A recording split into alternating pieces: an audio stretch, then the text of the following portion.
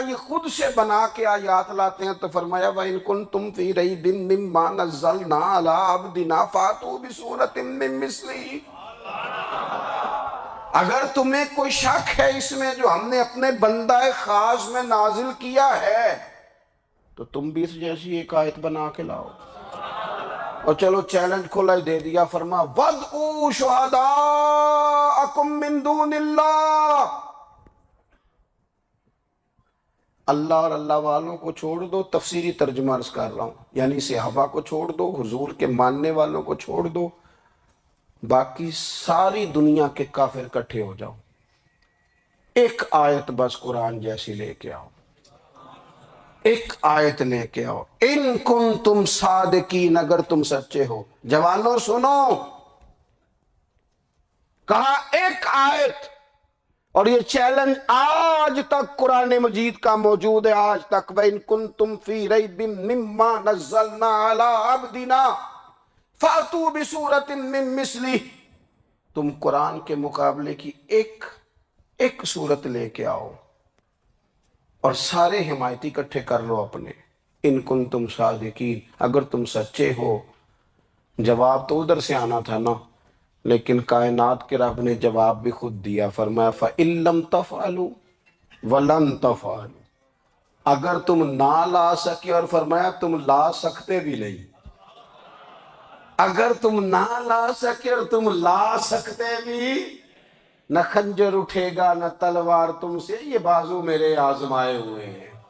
وَلَن تَفْعَلُوا، تم لا بھی نہیں سکتے، فَاتَّقُوا النَّارَ الَّتِي وَقُودُهَا النَّاسُ وَالْحِجَارَةُ، پھر اس آگ سے ڈر جاؤ جس کا ایندھن آدمی اور پتھر ہے۔ اُعِدَّتْ لِلْكَافِرِينَ، بنائی کافروں کے لیے، بنائی مومنوں کے لیے تو رب نے جنت بنائی ہے۔ اُعِدَّتْ لِلْكَافِرِينَ، یہ دوزخ اللہ نے کن کے لیے بنائی ہے؟ اُعِدَّتْ لِلْكَافِرِينَ، کہتا ہے کافر کے لیے بنایا۔ تو اللہ تبارک و تعالیٰ نے میرے رسول پاک صلی اللہ تعالیٰ علیہ وسلم کو وہ کتاب عطا فرمائی، اور پھر حضور کی فصاحت و بلاغت، معرفت۔ دیکھو ایک ہوتا ہے گھنٹوں باتیں کرنا، ایک ہوتا ہے کئی والیم پر مشتمل، کئی جلدوں پر مشتمل کتب کا لکھنا، اور ایک ہوتا ہے کسی بندے کا ایک بات کرنا اور سامنے والے کی طبیعت کو اتنا جگا دینا کہ اگلی بات فوراً ہی اس کی سمجھ میں آ جائے۔ اور حضور نہ کسی کی انا کو نہیں جگاتے تھے۔ ہم بعض اوقات کسی سے خطاب کرتے ہیں، بات کرتے ہیں، تو سامنے والے کی انا کو جگا دیتے ہیں، ٹھیس پہنچاتے ہیں، وہ کہتا ہے چل پھر تگڑا ہو جا، میں بھی آیا۔ حضور انا نہیں جگاتے تھے، میرے نبی پاک ضمیر جگاتے تھے، تاکہ وہ شخص فیض حاصل کر سکے، اسے کچھ ملے۔ نبی کریم کا جو انداز تکلم ہے وہ اس طرح کا ہوتا تھا کہ انسان خود بخود کھل اٹھتا تھا کہ مطلب یہ بات ہونے کیا لگی ہے، مطلب حضور کیا فرمانے لگے۔ نبی کریم صلی اللہ تعالیٰ علیہ وسلم، ایک دن محبوب کریم نے صحابہ کے بھی یہ حضور کی فصاحت و بلاغت دیکھے، فرمایا محبوب نے کتنا نادان ہے وہ شخص جو اپنے ماں باپ کو گالی دے۔ کھلی ہو گئی لوگوں کی آنکھیں، کان کھڑے ہو گئے کہ یا رسول اللہ کون ایسا بدبخت ہے جو ماں باپ کو گالی دے گا۔ اب جب سوالات ذہنی سطح پر پوری طور پر ابھر گئے نا، تو اب رسول کریم نے بات سمجھائی، یہ ہے فصاحت و بلاغت، تیرے آگے ہیں یوں دبے لچے فصحاء عرب کے بڑے بڑے، کوئی جان منہ میں زبان نہیں بلکہ۔ فاضل بریلوی رحمۃ اللہ علیہ فرماتے ہیں کہ قیامت میں منظر اس طرح کا ہوگا کہ نبی پاک ہمارے آگے آگے چلیں گے اور ہمیں اللہ کی رحمت کی خوشخبری سناتے جائیں گے، اور جب حضور یہ خوشخبریاں سنائیں گے تو حضور کے لبھہ مبارکہ سے پھول گریں گے اور ہم ان کو اٹھاتے جائیں گے۔ فرماتے ہیں خود تو وہ تھوڑی دیر کے لیے روئیں گے اللہ کی بارگاہ میں کہ یا اللہ انہیں معاف کر دے، خود روئیں گے لیکن ہمیں ہنسا دیں گے۔ پیش حق مجدہ شفاعت کا سناتے جائیں گے، آپ روتے جائیں گے۔ پر ہم کو ہنساتے جائیں گے۔ اور باغ جنت میں محمد صلی اللہ تعالی علیہ وسلم، باغ جنت میں محمد مسکراتے جائیں گے، پھول رحمت کے گریں گے ہم اٹھاتے جائیں گے، حشر تک ڈالیں گے ہم پیدائش مولا کی دھوم، اور مثل فارس نجد کے قلعے گراتے جائیں گے۔ اور کیا ذوق بیان کیا، فرمانے لگے خاک ہو جائیں عدو جل کر مگر ہم تو رضا، دم میں جب تک دم ہے ذکر ان کا سناتے جائیں گے۔ جب تک سانسوں کی ڈوری چل رہی ہے، دم میں جب تک دم ہے ذکر ان کا سناتے جائیں گے۔ اللہ تبارک و تعالیٰ نے نا ہمارے محبوب کریم علیہ السلام کو دنیا میں بھیجا تو فرمایا یا ایہا الناس قد جاءکم برہان من ربکم، اے لوگو تمہارے پاس تمہارے رب کی دلیل آ گئی ہے۔ اللہ تبارک و تعالیٰ نے محبوب پاک علیہ السلام کو سراپا دلیل بنا کے بھیجا۔ باقی انبیاء کرام علیہم السلام کے پاس بھی اپنی نبوت کے دلائل کے طور پر بے شمار معجزات تھے، اور حضور کریم علیہ السلام کے تو پورے وجود کو ہی اللہ نے معجزہ بنایا۔ اور نبی پاک صلی اللہ تعالیٰ علیہ وآلہ وسلم کی نبوت کی دلیلیں، حضور کے رسالت کے مستحکم دلائل جگہ جگہ آپ کو ملیں گے۔ سب سے پہلی چیز تو یہ سمجھنے والی ہے کہ نبی پاک علیہ السلام نے جس چیز کو سب سے پہلے اپنی نبوت کی دلیل کے طور پر بیان فرمایا وہ حضور کا کردار ہے، سیرت ہے، عمل ہے۔ حضور کا لوگوں کے ساتھ کہ جسم میں جان نہیں۔ یا رسول اللہ کون ایسا نالائق ہے جو ماں باپ کو گالی دے؟ اب جب ذہنی سطح یہاں تک ابھر آئی تو اب حضور نے سمجھایا، اور میں جب تم کسی کے ماں باپ کو گالی دو گے نا تو وہ بھی تو جواب میں تمہارے ماں باپ کو دے گا نا، تو فی نفس ہی یہ تم نے خود ظلم کیا ہے اپنے ماں باپ پر۔ کیوں تم نے ایسا لہجہ اختیار کیا کہ جس سے سامنے والے کی انا جاگ جائے اور وہ تمہارے مقابلے میں آ کر کے کھڑا ہو جائے؟ کیوں تم نے اس طرح کے انداز اختیار کیے کہ جس سے سامنے والا بھی سارے پنجے کھڑے کر کے باہر نکل آئے اور کہے آ جاؤ پھر میں بھی میدان میں حاضر ہوں؟ رسول کریم کی فصاحت، بلاغت دیکھیں نا، حضور دو چار جملوں میں ساری بات سمجھا جاتے ہیں۔ ایک حدیث پاک اگر ہماری سمجھ میں آ جائے، ایک روایت نبی پاک صلی اللہ تعالی علیہ وسلم نے فرمایا خوبصورت مسلمان وہ ہے جو بے مقصد باتوں کو چھوڑ دے۔ لو اس سے پوری زندگی سجائی جا سکتی ہے، ایک جملے سے پوری زندگی سواری جا سکتی ہے۔ کوئی لمبی چوڑی باتوں میں جانے کی ضرورت نہیں، کہا خوبصورت مسلمان یہ ہے جو بے مقصد باتوں کو چھوڑ دے، لا یعنی باتوں کو۔ کیا کہتے ہیں ہمارے دیہات کے لوگ، جڑے پنڈ جانا نہیں ادھر راہ پوچھنے دی، لیکن آج کل لوگ باز آندے یعنی جس بات کا بالکل تعلق نہیں نا وہ بات بھی کرتے جاتے ہیں، جس کا شعبہ ہی نہیں وہ بھی چھلانگ لگا لگا کے اس میں آ جاتا ہے۔ ہم اپنا وقت ضائع کرتے ہیں، اپنی صلاحیتیں ضائع کرتے ہیں، اپنا نقصان کرتے ہیں، ہم اپنا کام صحیح کر کے نہیں کرتے اور دوسری ساری دنیا کو ٹھیک کرنا چاہتے ہیں۔ او بھائی آپ جس جگہ جس شعبے سے تعلق رکھتے ہیں آپ اپنے معاملات میں مضبوطی پیدا کریں۔ حضور نے اپنی فصاحت کے ساتھ، بلاغت کے ساتھ لوگوں کو قائل کیا، اور قرآن مجید کی تاثیر کا یہ اثر میرے کریم رسول نے دکھایا کہ رات کو جب حضور بیٹھ کے قرآن پاک پڑھتے تھے نا، جب یاسین والے نبی خود یاسین کی تلاوت کریں، جب طٰہٰ والے محبوب خود طٰہٰ کی تلاوت کریں، غور کرو نا جب مدثر والے محبوب خود ان جملوں کو ادا کریں، یعنی جن کے بارے میں آیت آئی ہے جب وہی یہ آیت پڑھیں کہ اِنَّا أَعْطَيْنَاكَ الْكَوْثَرَ، یعنی جن کا ذکر ہو رہا ہے جب وہ یہ بات کریں کہ یا ایھا النبی اِنَّا أَرْسَلْنَاكَ شَاہِدًا وَمُبَشِّرًا وَنَذِیرًا، لِتُؤْمِنُوا بِاللَّهِ وَرَسُولِهِ وَتُعَزِّرُوهُ وَتُوَقِّرُوهُ وَتُسَبِّحُوهُ بُكْرَةً وَأَصِيلًا، جن کے بارے میں آیت آئی ہے جب وہ یہ کہہ رہے ہوں کہ وَرَفَعْنَا لَكَ ذِكْرَكَ، جب وہ کہہ رہے ہوں وَالضُّحَىٰ وَاللَّيْلِ إِذَا سَجَىٰ، ذرا اس کیفیت کو دیکھیں جب محبوب خود پڑھ رہے ہوں، اور جو حضور پر آئی ہیں اس کا ذائقہ، اس کا لطف، اس کا انداز بھلا کیا ہوگا۔ حضور جب رات کو پڑھتے تھے نا قرآن پاک، تو جو پکے کافر تھے نا، ابو جہل جیسے لوگ، وہ بھی جھاڑیوں میں چھپ چھپ کے مدینے والے کی تلاوت سنا کرتے، حضور کی تلاوت سنا کرتے تھے۔ یہی بہتر ہے کہ پردوں میں وہ پردہ پوش رہے، وہ اگر پردے ہٹا دے تو کسے ہوش رہے۔ رسول کریم علیہ السلام کی تلاوت کا سننا، قریب جانا، یہ اعجاز ہے۔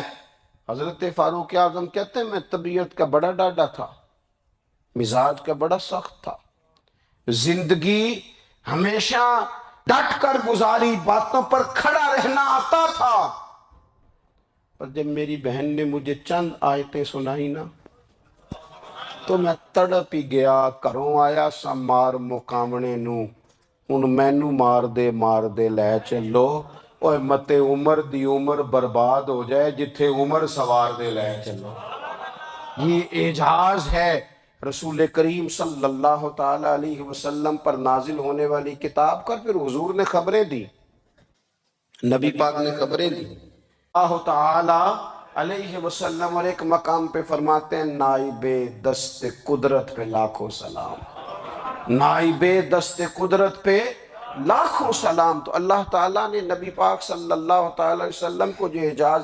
پھر ایک اور بات، حضور امی ہیں، دنیا میں آ کر محبوب نے کسی سے پڑھا ہی نہیں۔ میرے محبوب نے جتنا پڑھا ہے رب کریم سے ہی پڑھا ہے۔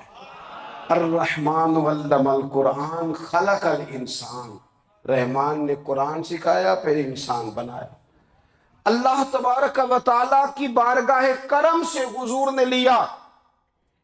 رسول کریم امی ہیں، یہ بھی حضور کی نبوت پر ایک بڑی دلیل۔ دیکھو،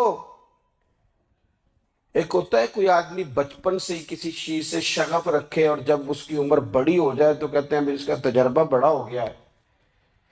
یہ پہلے کوئی شعر کہتا تھا، کوئی ادبی جملہ کہتا تھا، تو اب اس کی یہ کام کرتے کرتے عمر بڑی ہو گئی ہے تو رسوخ حاصل ہو گیا۔ 40 سال کی عمر مبارک تک نبی کریم نے ایک شعر بھی نہیں کہا۔ حضور علیہ السلام نے کبھی کوئی ایسی بات، ویسے تو حضور کی ہر بات حکمت والی، لیکن جس کو عرب کے لوگ اپنے لہجے میں شاعری یا اپنے لہجے میں ادب کہتے تھے، وہ حضور نے بیان نہیں فرمایا۔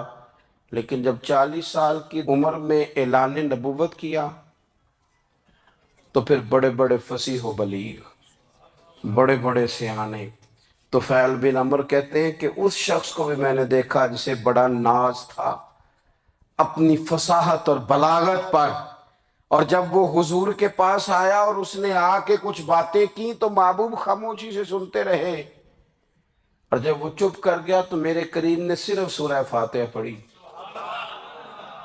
کبھی اٹھتا تھا، کبھی بیٹھتا تھا، کبھی غور کرتا تھا، کبھی دائیں جاتا تھا، کبھی بائیں جاتا تھا، پھر کہنے لگا بتاؤ نا کلام کس کا ہے؟ فرمایا اس رب کا، اس رب کا، اس رب کا جس کا میں رسول بن کے آیا ہوں۔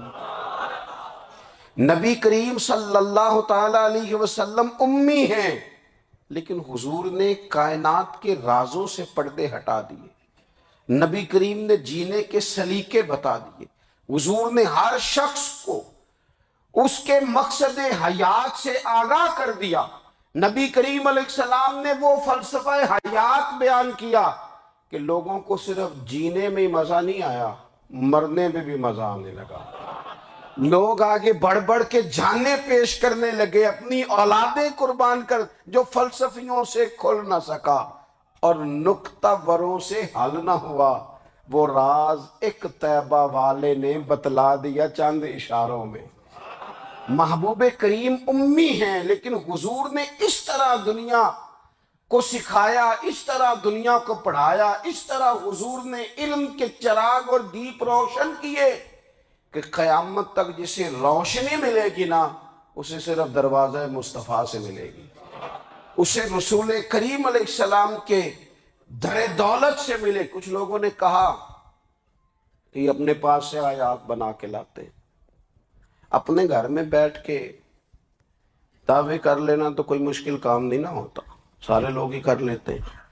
بلکہ وہ ہمارے ایک بزرگ کہا کرتے تھے، خیالی پلاؤ پکائیے تے گھیو کدے بھی کاٹ نہ پائیے، کیونکہ کون سا پیسوں کا ڈالنا ہے، زیادہ ڈالیں آپ اور زیادہ ڈالیں۔ بہت سارے لوگ ہیں آج بھی، کچھ لبرل ہیں بیچارے، کچھ دین بیزار طبقہ ہے، وہ کہتے ہیں جناب ہمیں تو جدید باتیں بتائیں، ہمیں تو نئے اسلوب کے مطابق لے کے چلے، ہمیں تو او بھائی سن، میرے نبی پاک علیہ السلام نے فرمایا میرا قرآن کبھی پرانا نہیں ہوگا، اسے پڑھ کے دیکھ، اس کی جدت کا حسن دیکھ، یہ تو کھلا ہوا باغ ہے، تو ایک دفعہ اس کے قریب آئے گا تو خوشبو ملے گی، دوسری دفعہ آئے گا تو اس سے زیادہ تازی ملے گی، ایک دفعہ پھل کھائے گا تو مزیدار ہوگا اور دوسرا کھائے گا ہو سکتا ہے شکل ملتی جلتی ہو لیکن ذائقہ بڑا نرالا ہوگا۔ تو تو صحیح نا، جب کچھ لوگوں نے کہا حضور تشریف لائے تو ہمیں پتہ چلا کہ جناب عیسیٰ علیہ السلام کا فقر اختیاری کس طرح کا تھا، محبوب تشریف لائے تو ہمیں پتہ چلا کہ حضرت موسیٰ کا جلال کس طرح کا تھا۔ یہ تو حضور آئے تو نبی پاک علیہ السلام نے اس کی بھی عظمت بیان کی، اس کی بھی شان بیان کی، حضور نے بتایا کہ ابو بکر صدیق کی شان کیا ہے، فاروق اعظم کا مرتبہ کیا ہے، عثمان غنی کی حیا کیا ہے، مولا علی کی شجاعت کیا ہے، اہل بیت نبوت کی عظمت کیا ہے۔ حضور آئے عزتیں دینے، ماں کو عزت دی مدینے والے رسول نے، کہا جس کا باپ راضی ہو گیا اس کا رب راضی ہو گیا، فرمایا جو 2 بیٹیاں 3 بیٹیاں 4 بیٹی بہنیں یا ایک بیٹی یا بہن بیاہ کے آ گیا نا، اس طرح میری 2 انگلیاں جڑی ہوئی ہیں، میرے ساتھ جڑ کے جنت میں جائے گا۔ رسول کریم صلی اللہ تعالی وسلم نے عزت دی، حضور عزتیں دینے، کوئی اعزاز نہیں، ان پڑھ بندہ ہے، سادہ ہے، غریب ہے، مزدوری کرتا ہے، ہاتھوں پہ چھالے، یا رسول اللہ اس کا بھی کوئی اعزاز ہے؟ قربان جائیں، میرے کریم نے عزت دی، فرمایا محنت کر کے روزی کمانے والا تو اللہ کا دوست ہے، یہ اینٹیں اٹھانے والا، یہ مشقتیں کرنے والا، یہ صبح دیہڑی پہ جانے والا، یہ بیچارہ جو اچار سے روٹی کھاتا ہے، تو نے ہر شخص کی قسمت میں یہ عزت لکھی اور آخری خطبے کی صورت میں وصیت لکھی۔ رسول کریم نے ہر بندے کو اعزاز دیا، عظمتیں دی، حضور عزتیں دینے آئے، نبی پاک علیہ السلام نے اعزازات دیے، حضور نے نوازا، یہ ساری چیزیں میرے رسول پاک کی تشریف۔ اور پھر یہ جو حضور کے صحابہ اور اہل بیت ہے نا، یہ بھی میرے نبی پاک کی نبوت کی دلیل ہے، اتنی جلدی انقلاب آیا نہیں کرتے، وہ کل تک جو رہزن تھے حضور نے راہبر بنا دیے، وہ لوگ جو کل تک ایک دوسرے کے گلے کاٹ کے کھاتے تھے، ایک دوسرے کو مارتے تھے، تکلیف پہنچاتے تھے، برادری ازم پہ لڑتے تھے، حضور نے بھائی بھائی بنا دیے، ایک پلیٹ میں کھانا کھانے لگے، سیدنا بلال حبشی، صہیب رومی، سلمان فارسی، حضور نے یوں کر کے ملا دیا۔ نبی کریم علیہ السلام نے تقسیمیں ختم کر دی دنیا میں، حضور کے صحابہ نے اپنا کردار اس طرح کا دکھایا، اتنا بلند کیا، اور صحابہ کرام علیہم رضوان اس کو دیکھ کر اتنی بلندیوں پہ گئے کہ گواہیاں اللہ کا قرآن دیتا ہے، فرمایا محمد الرسول اللہ والذین معہ اشداء علی الکفار رحماء بینہم تراہم رکعا سجدا یبتغون فضلا من اللہ ورضوانا، فرمایا یہ جو میرے محبوب کے ساتھ والے ہیں کافروں پر سخت ہیں، آپس میں نرم دل ہیں، تم جب بھی انہیں دیکھو گے سجدے کرتے دیکھو گے، رکوع کرتے دیکھو گے، تم انہیں دیکھو گے اللہ کی رضا کے متلاشی ہیں، انہیں ساری مادہ پرستی سے نکال کر محبوب نے رب کی رضا کے راستے پہ ڈال دیا۔ میرے نبی کریم سید عالم صلی اللہ تعالیٰ علیہ وسلم کی نبوت کے دلائل کے طور پر یہ ساری چیزیں آئیں۔ بس میں بات سمیٹنے لگا ہوں۔ حضور کا جو اخلاق ہے نا، وہ بھی نبی کریم علیہ السلام کی نبوت کی بہت بڑی دلیل ہے۔ وَإِنَّكَ لَعَلَىٰ خُلُقٍ عَظِيمٍ، محبوب ہم نے آپ کو نہ خلق عظیم کا مالک بنایا ہے۔ کچھ لوگ سمجھتے ہیں صرف آپ کا بولنے کا انداز ٹھیک ہو تو آپ با اخلاق ہیں۔ نہیں بھائی، بولنے کا انداز ٹھیک ہونا با اخلاق نہیں، سچ بولنا اخلاق کی علامت ہے۔ آپ کا حق بات کرنا اخلاق ہے، آپ کا صحیح گواہی دینا اخلاق ہے، آپ کا اللہ تعالیٰ کی طرف سے آزمائش آنے پر صبر کا مظاہرہ کرنا اونچا اخلاق ہے۔ رب نعمت دے تو آپ کا وجود ڈھلتا جائے شکر میں، یہ اخلاق ہے۔ رب کریم اگر آپ کو کسی وقت کسی آزمائش میں اپنی حکمت سے ڈالتا ہے تو عزت نفس کو برقرار رکھنا، خودداری کو برقرار رکھنا، یہ اخلاق۔ نبی پاک نے اعلیٰ ترین اخلاق کی بات بتائی، اعلیٰ ترین۔ حضور نے لوگوں سے بیعت لیتے وقت کہا تھا میرے ہاتھ پر بیعت کرو، چوری نہیں کرو گے۔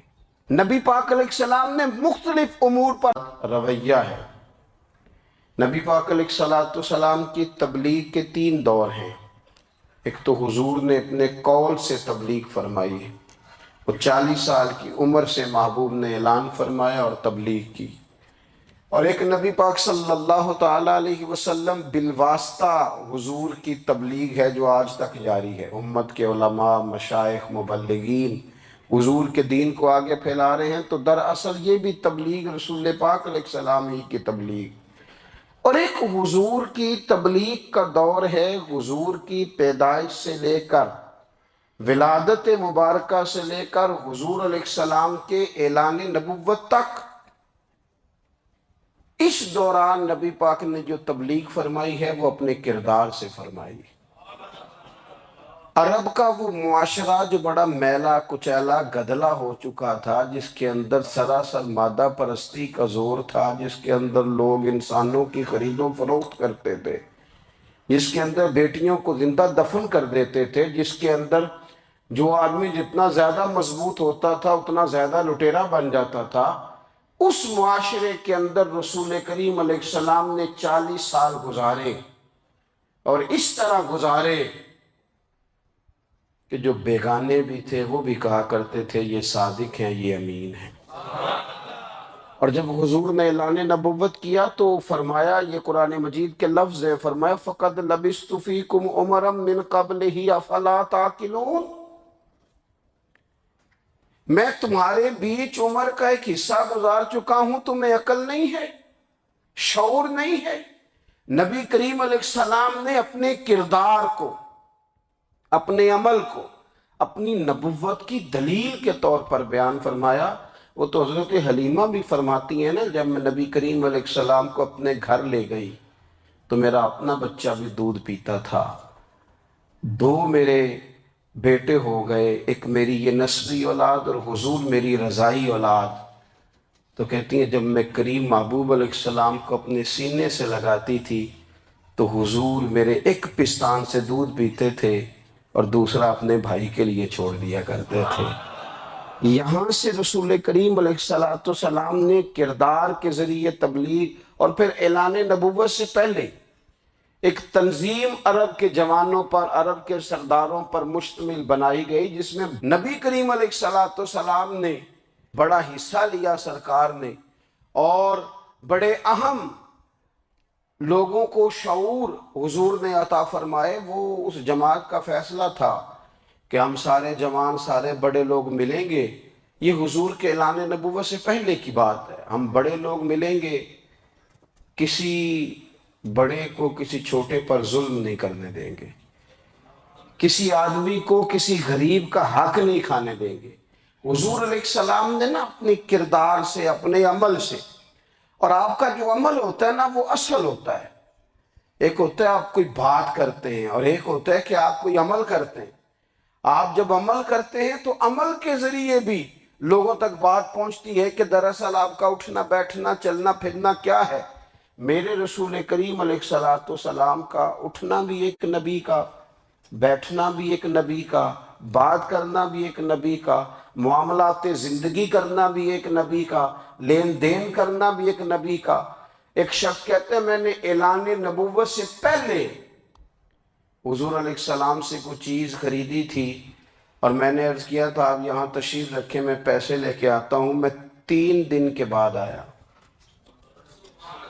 دیکھو یہ بات کرنی کتنی آسان ہے، بولنی کتنی آسان ہے، پر 3 دن یہاں میرے بھائی کو کسی شخص کو 2 گھنٹے انتظار کرنا پڑ جائے تو لوگ کہتے ہیں الانتظار اشد من القتل، یہ تو قتل سے زیادہ تکلیف والا معاملہ ہے منتظر رہنا کسی کا۔ کہتے 3 دن کے بعد میں آیا تو میرے رسول کریم وہیں تشریف فرمایا، بس اتنا فرمایا یار تم نے مجھے بڑی تکلیف میں ڈال دیا، 3 دن ہو گئے یہاں رکے ہوئے۔ تو حضور نے اپنے کردار کو، اپنے عمل کو، اپنے معاملات کو سب سے پہلے اپنی نبوت کی دلیل کے طور پر پیش کیا۔ کسی نے کیا خوب کہا تھا کہ جو تیری جان کے دشمن ہیں وہ بھی کہتے ہیں، وہ جو تیری جان کے دشمن ہیں، بظاہر تو آئے ہیں نا ہجرت کی رات جان لے لے، لیکن امانتیں حضور کے گھر میں رکھی ہوئی ہیں، امانتیں کاشانہ نور پہ پڑی ہیں۔ وہ جو تیری جان کے دشمن ہیں وہ بھی کہتے ہیں کہ امین تو ہے اور صداقت کی آبرو تو ہے، امین بھی تو ہے، صداقت کی آبرو تو ہے۔ تو پہلے کردار، پھر دوسری بات اللہ تعالیٰ نے اپنے محبوب علیہ الصلوۃ والسلام کو اپنا مطلق نائب بنا کر، اپنا محبوب اعظم بنا کر، ویسے ہی سارے انسانوں کے بارے میں کہا وَإِذْ قَالَ رَبُّكَ لِلْمَلَائِكَةِ إِنِّي جَاعِلٌ فِي الْأَرْضِ خلیفہ، میں زمین میں اپنا نائب بنانے والا ہوں۔ لیکن حضور علیہ السلام تو محبوب ہے نا، حضور کی نیابت تو محبوبیت کے درجے پر فائز ہے۔ تو رسول پاک کو رب کریم نے اس طرح کا بنا کے بھیجا کہ حضرت عبداللہ ابن رواحہ رضی اللہ تعالیٰ عنہ بیان فرماتے ہیں کہ اگر حضور کوئی معجزہ نہ بھی دکھاتے، نبی کریم علیہ السلام سے کوئی اعجاز لوگ نہ بھی دیکھتے، تو محبوب کا تو چہرہ ہی اس طرح کا تھا، لوگوں نے دیکھتے جانا تھا اور کلمہ پڑھتے جانا تھا۔ لیکن باوجود اس کے میرے رسول پاک کا اعجاز یہ ہے، کمال یہ ہے کہ حضور کبھی اشارہ کر دیں تو چاند 2 ٹکڑے ہو جائے، کبھی دعا مانگ دیں تو ڈوبا ہوا سورج واپس آ جائے، کبھی محبوب گزرنے لگے تو پتھر آپ پر سلام پڑے، کبھی حضور پہاڑ پر چڑھ جائیں تو پہاڑ وجد میں آ کر جھومنے لگے، محبوب کا کبھی نماز پڑھاتے ارادہ بن جائے تو اللہ تعالیٰ قبلے کا رخ ہی تبدیل فرما دے۔ کیا خوبصورت سوچ ہے اور کیا نظریہ دیتے ہیں بریلی کے امام، فرماتے اجابت کا جوڑا عنایت کا صحرا دلہن بن کے نکلی دعائے محمد، اور اجابت نے جھک کر گلے سے لگایا بڑی ناز سے جب دعائے محمد۔ دیکھو خدا کی رضا چاہتے ہیں دو عالم، خدا چاہتا ہے رضائے محمد صلی اللہ۔ بیعت لی حضرت حکیم بن حزام کہتے ہیں حضور نے میرے ہاتھ پہ ہاتھ رکھ کے کہا میرے ہاتھ پہ ہاتھ رکھ کے بیعت کرو کہ کسی دنیا دار سے سوال نہیں کرو گے، خودداری سے زندگی گزارو گے، عزت نفس جو رب نے تمہیں دیا ہے تم اس پر راضی رہو گے، لوگوں کی جیبوں کو ٹٹولنا، دوسروں کی دولتوں پہ راج کرنا، دوسروں کے مال پر نگاہیں ڈالنا اللہ کے حبیب نے پسند نہیں فرمایا۔ فرمایا بیعت کرو کہ تم کبھی کسی سے سوال نہیں کرو گے، حد ہو گئی۔ نبھانے والوں نے پھر اس عہد کو نبھایا اور کمال کر دی۔ حضرت حکیم بن حزام گھوڑے پہ بیٹھے تھے، ہاتھ میں درہ تھا، وہ زمین پہ گر گیا، قریب غلام کھڑا تھا، حضرت حکیم بن حزام خود گھوڑے سے اترے، درہ اٹھایا، دوبارہ گھوڑے پہ بیٹھے، غلام عرض کرنے لگا حضور مجھے بتا دیتے میں اٹھا کے دے دیتا، آنکھیں چمک اٹھیں، فرمانے لگے کیسے بتا دیتا؟ اپنے رسول سے وعدہ کیا ہے کبھی کسی سے سوال نہیں کروں گا، کبھی سوال نہیں کروں گا۔ اللہ کے محبوب نے ہمیں اعلیٰ اخلاقی قدروں کی بات ہمیں سکھائی ہے۔ ہم دیکھتے ہیں کہ بڑی جلدی 2 4 5 لوگوں کے غصہ دلانے پر ہم ساری اخلاقی حدوں کو کراس کر جاتے ہیں۔ دوستو، ہمارا ایک ویژن ہونا چاہیے، ہمارے ذاتی رویے بڑے معتبر ہونے چاہیے، لین دین کے معاملات کے اندر مسلمانوں کو بڑا صاف ستھرا ہونا چاہیے۔ ہمیں اپنی معاشی زندگی میں روزمرہ کے معاملات میں ہماری توجہات کا مرکز صرف اللہ رسول کی ذات ہونی چاہیے۔ رب کریم نے اپنی حکمت سے کسی کو کتنا دیا ہے یہ اس کی حکمت کے تقاضے ہیں۔ ہمیں اس نے جس رنگ میں جس حال میں رکھا ہے ہمیں اپنے رب کی رضا پر بہت زیادہ مطمئن ہونا چاہیے۔ اچھا، پھر ایک اور بات، جن چیزوں کو ہم نے دکھ بنایا ہے نا، یہ تو وہاں دکھ تھا ہی نہیں۔ مہینہ مہینہ چولہا نہیں جلا، لیکن کسی جگہ اظہار غربت ہے، حضور کی اولاد پاک کا یا صحاب کا یا ازواج کا۔ مہینہ مہینہ چولہا نہیں جلا، لیکن یہ اخلاق عالیہ کا حسن دیکھو۔ اپنے گھر مہینہ مہینہ چولہا نہیں جلا، جو مانگنے آیا اسے جھولی بھر کے عطا فرمایا، کوئی دروازے سے خالی نہیں گیا۔ عزیز بھائی، اگر زندگی میں اخلاقی قدریں ہم اپنا لیں اور ہم تھوڑا تھوڑا کر کے اپنے آپ کو تبدیل کریں، ساری زندگی توجہ رہی کہ فلاں کیا کر رہا ہے، فلاں کیا کر رہا ہے، تھوڑا سا گردن کو جھکا کے اپنے اوپر توجہ ڈالیں، اپنے آپ کو وقت دیں، حضور کے اخلاق عالیہ کی روشنی میں، تعلیمات حسنہ کی روشنی میں ہم اپنے کردار و عمل پر تھوڑی توجہ دیں۔ اس وقت بہت بڑی تعداد میں امت مسلمہ ہے، اور ایسا نہیں ہے کہ دولت نہیں ہے، دولت سے بھی سرشار ہیں۔ ہمارے ہاں بڑے بڑے انجینئر ہیں، بڑے بڑے ڈاکٹر ہیں، لیکچرار ہیں، ہمارے پاس بڑے بڑے ہاسپٹل ہیں، بڑا کچھ ہے، لیکن کردار و عمل کے بادشاہ اپنی زندگی تقوی کی روشنی میں گزارنے والے ان لوگوں کی تعداد کم ہے۔ اگر کوئی آج بھی سارے کام نیک کرے لیکن جائیداد میں سے بیٹی کا حق رکھ جائے، پھر اس نے کیا میلاد منایا؟ اگر آج بھی جو 2 4 لوگ بیچارے اس کے زیر دست ہیں، ملازمین ہیں، ان کے ساتھ اس کا رویہ انتہائی سخت ہو تو اس نے کیا میلاد منایا؟ اگر آج بھی وہ برادری ازم کی بنیاد پر دوستیاں کرے اور چھوٹے بڑے کی وہ تقسیم رکھے، جسے حضور نے فرمایا کہ قبیلے تو تعارف کے لیے، ورنہ کسی عربی کو اجمی پر، گورے کو کالے پر کوئی فضیلت نہیں۔ اگر کوئی آج بھی اس برادری ازم کا قائل ہے پھر اس نے کیا میلاد منایا؟ اگر کوئی شخص آج بھی اپنے آپ کو مادہ پرستی میں پوری طرح دھکیل چکا ہے اور رضا الہی کا مسافر نہیں بنا تو اس نے کیا میلاد منایا؟ اپنی طبیعتوں میں روحانی تبدیلی اور وہ خاص افکار جو حضور اپنے غلاموں میں پیدا فرماتے ہیں، ان افکار کو پیدا کرنا، سوچوں کو بدلنا، سوچوں کو، نظریات کو بدلنا، اپنے روزمرہ کے معاملات کا جائزہ لینا کہ ہم کس طرح آگے بڑھ سکتے ہیں اور کس طرح ہم ایک بہترین امتی اور ایک بہترین مسلمان بن سکتے ہیں، اس پر توجہ دینا، یہ میلاد ہمیں سبق دیتا ہے۔ اللہ تعالیٰ مجھے اور آپ کو عمل کی توفیق عطا فرمائے۔ آخر دعوایا ان الحمدللہ۔